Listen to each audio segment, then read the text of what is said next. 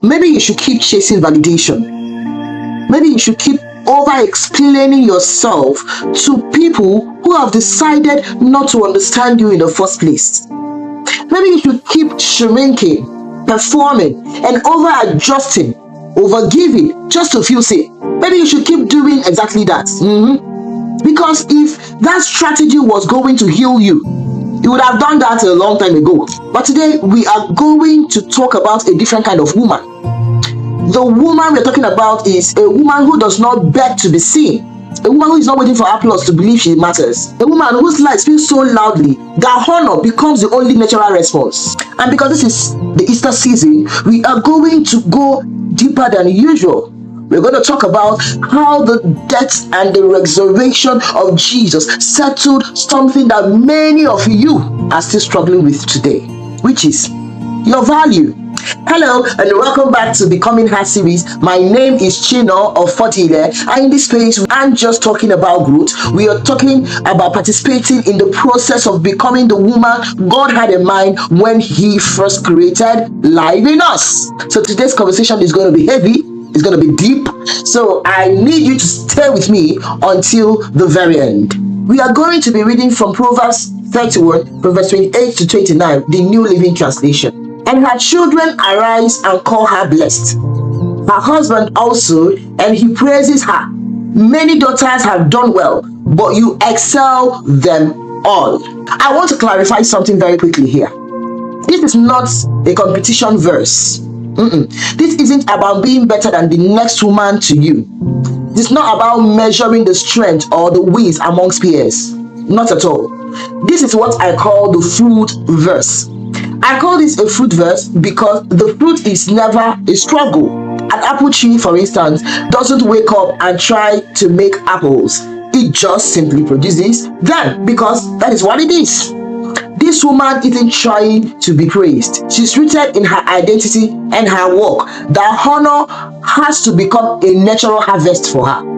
This is a description of a woman whose life has become undeniable evidence. The identity crisis. Let's be honest with ourselves today. Many of us women are exhausted, not because we are doing too much, but because we are doing much for the wrong reasons.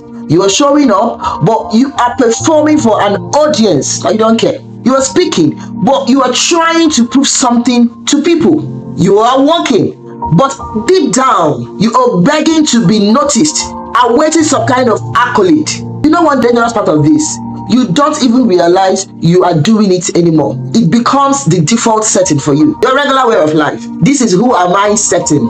You see, there was a time in my life I was stuck in this same lane of performing and not actually living. This was my formative years. You see, at that point, I didn't realize I was there. I didn't even know my voice or even understand my thoughts.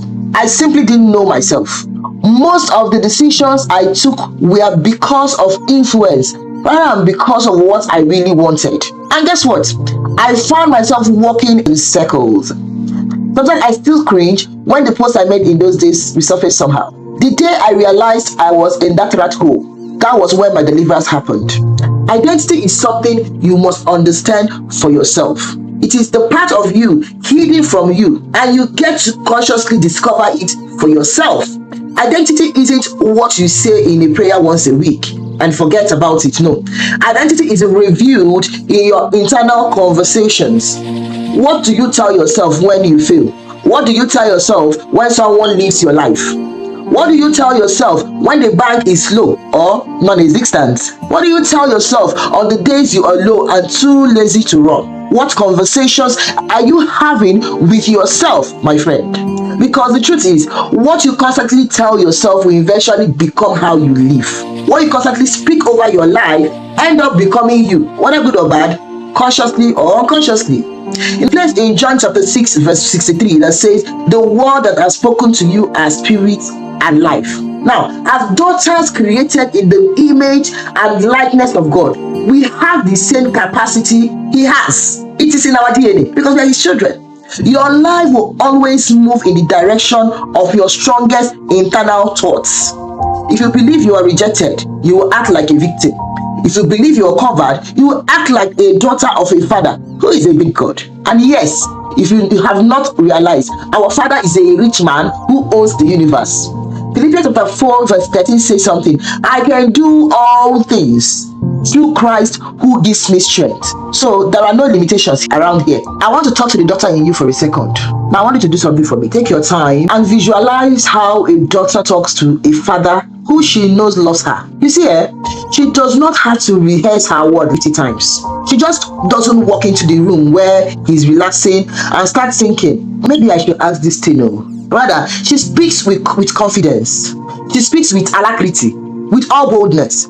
She speaks with conviction, which is an unshakable understanding that whether good or bad, he's my father. He will at least listen to me. He doesn't have a choice. Why? Because she knows she belongs there. She knows she is safe. She knows she is her father's daughter and she is loved regardless. And she knows that, and yet I am her part regardless. You cannot walk boldly in life if you still feel like a stranger in your relationship with God. It doesn't just work. Many of you believe in God, but for some reason, you don't feel close to Him. You believe He is this distant being who is far away and so much bigger than you. So because of that, you don't engage freely with Him. So you start living carefully, you start living hesitantly. You are so afraid to take up space. Not want to take up so much space here. You are afraid even to ask for more or even to have a wholesome conversation with Him. You are in a rush to run away. That's right there, my darling, is what I call the orphan mindset. Now, the orphan's thinking says, I have to end my place here. But you know, the daughter's thinking, says, I'm not going anywhere. I already belong here. Think about it. You don't tiptoe in the rooms you belong in. You walk in boldly, like you lived here, like you belonged here. You are going nowhere. Stop living like a guest in the house you were born to inherit, my friend. Now, this is the beauty of Easter. Now, let's look at Romans chapter 5 verse 8 that tells us, well, God shows His love for us, that while we were yet sinners, Christ died for us. Do you understand what that means? Now, this man didn't wait for you to fix your habits. He didn't wait for you to get the degree or the perfect marriage or that perfect attitude. He didn't wait for perfection. The cross was proof before your performance. The resurrection wasn't just a victory over death.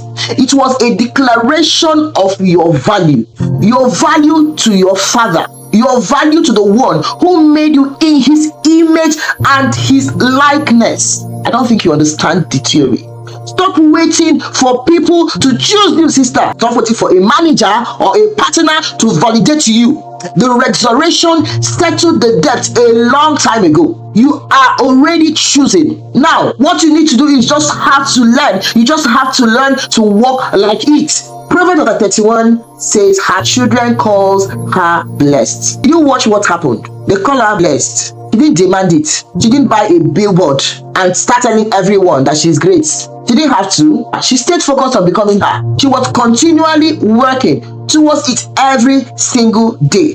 So much so that her children and everyone around her had to just but notice. A woman does not need to announce what her life is already proven. When you focus on the foundation, which is your intimacy with God, your discipline, your internal dialogue, the visibility literally takes care of itself. Real honor is not demanded. It is discerned. It is gained through constant observation. So, today, stop asking yourself, who is seeing me? And start asking, who am I becoming? Now, the scripture doesn't stop there with the children. It went further to say something very pertinent. Her husband also, and he praises her. That's a continuation of the statement. I want you to look at the basic fundamentals of this. You see, in ancient times, and even in modern society now, a man's reputation was his currency. When it says he praises her, it is not just a thank you for dinner compliment. No. The Hebrew word praise here implies boasting. He is boasting about her capacity. He is boasting about her spirit. He is boasting about her wisdom. Why does his praise matter so much? Because the husband is the one who sees her raw, vulnerable side. He sees her when the becoming her process is messy. He sees her when she is tired, when she is doubting, when she is building at 2 a.m. in the morning. He sees the cries, the turmoil, the thoughts behind the glory that people has come to adore. So if the person who sees you at the worst can still boast about your best, then know that your character is no longer a performance, it is now a reality. Many women spend so much time building a brand for strangers that they become a stranger to their own husband. Recently, I was watching a podcast by Ife of the Diary of a Nigerian Girl. A philanthropist came on the show. I think her name is Grace. And she spoke about how she would travel to London for work and she still takes time to monitor her home, so much so that her friends will ask her how she does that. She says that everything from the meals that the family had to eat down to exactly what her husband was going to eat, she planned them all. She planned his meals and made sure that he was all right despite the fact that she was far away. And that struck me. She said that being a wife or being married is not your purpose. I agree with that 100%. And that God has already given you a purpose, whether you are married or not. Now, follow me here. If you decide to be in marriage, listen to me. If you decide to be in marriage, there is a responsibility to your home. Even if you are a high-flying woman, you shouldn't replace a high-profile life with arrogance or negligence towards your family. You aren't expected to be doing every low-grade task of homemaking. No, you're not. That can be outsourced. But the high-grade ones, that's executive role. Just like the Proverbs 31 woman, that should be what you occupy. Don't forget that this woman had servants. That is the Proverbs 31 woman. She had servants. So this is not a recipe for you to be exhausted and refuse help. Get help. Make money and be in a position where you can afford the luxury of delegating smaller tasks, so you can focus on the important tasks that your renewed higher mind should hold. I hope I make sense. Oh yeah, let's move on before I digress. Just as the Father boasts about Jesus at his baptism, this is my beloved Son, in whom I am well pleased. The Proverbs 31 woman inspires the same level of boasting in her partner. A woman who knows that she's loved by her Heavenly Father doesn't join her husband by begging for validation. Instead, she adds value to him out of her overflow. When you don't know who you are, you end up turning your husband into a validation machine. You're always asking, do I look okay? Am I doing enough? Do you still love me? I'm not saying those things are not essential in marriage once in a while, but when it is done so many times that you anchor your belief on that, you end up exhausting the relationship. But the woman who is already seen by God, she is so secure that her husband does not feel like he is trying to fix her. He feels like he is honoring a queen. Sisters, it's time to take back the responsibility for your own happiness. It is going to be unfair to anchor it on another human being just because you are married to them. Be secure in yourself and whole enough that your union automatically start drawing from your outflow. Remember, a mother shall leave the father and mother and join to their wife. You have to be whole for there to be a joining. Did I make sense? Let's continue.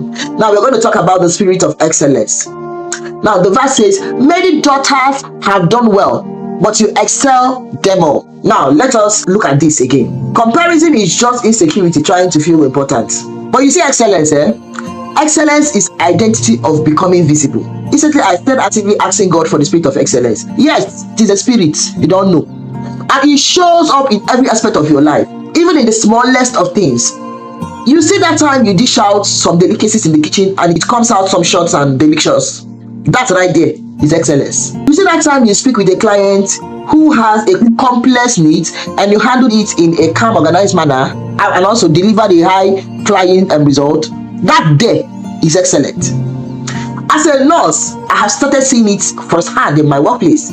So there will be these times when it is overwhelming at work. You're working with people with complex needs, you're dealing with their tense relatives, and then you do it with grace and ease, with no mistakes, taking over situation and still appearing calm and content. Sister, if you don't know, that right there is the spirit of excellence. You aren't trying to beat others. You are becoming so refined, so grounded, and so consistent that you stand out simply by being who God designed you to be. It is the becoming her way. If you don't know it. Thank. Let's continue. I don't want you to just watch this and feel good. I want you to change. Ask yourself today, where am I begging for validation? What am I telling myself when I am alone? And if you are ready to actually do the work, I've created a space for you. It is a small intentional WhatsApp group. It's a prayer circle. It is for women who wants to pray daily, stay accountable, and build the structure we talked about in the last episode. If you have not seen it, please try and see it up there. But listen to me, this is not for everybody. Of course not. It is if you aren't ready to be consistent, if you aren't ready to follow rules of the group, please don't bother joining. We are strictly capping this at 50. Once it is filled, the door closes. If you are done playing small and you're ready to live like the daughter of the king, the link is in the description. Jesus went to the cross and rose again. Your worth is no longer up for a public debate. You are already seen, you are already loved, and you are already called. My name is Chino Ofadile, and this is Becoming Her. So stay tuned because I will see you in the circle.